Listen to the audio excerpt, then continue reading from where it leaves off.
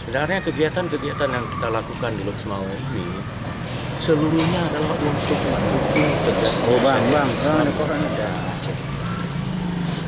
Mulai dari kebersihan itu lingkungan, melalui gerakan ya, Jumat bersih gitu bagi masyarakat. Apakah itu bukan syariat Islam? Nah, yang saya tahu itu kunci masyarakat ketika itu beribadah adalah harus bersih.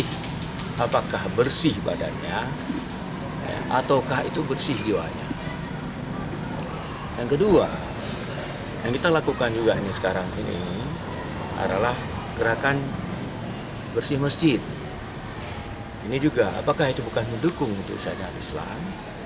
Coba kita lihat ini sekarang ini. Saya sudah cek itu semua masjid yang ada di Lok Semau, masjid-masjid besar yang ada di Lok Semau. Mungkin hanya bisa dihitung dengan jari lah. Itu masjid yang sudah secara maksimal melaksanakan itu pembersihan dan kebersihan masjid. Kadang ada yang di dalam itu bersih, tapi di luar di lingkungannya nggak bersih. Nah, ini yang coba kita sekarang ini coba kita benahi. Hanya kata itu berarti dengan parkir. Awalnya sampainya Johor baru. Karena itu non tertibkan deh. Jadi hana model-model grosirannya itu na tempat lo. Kalau buka apa di sekitar kota. Ya mungkin lihat no kan nyan pak jalan umum kan, dia nyan masjid kan. Itu lo nyan tinggal tak tertibkan nyan kan ada lokal. Untuk nyan mesti kalunya kan pak.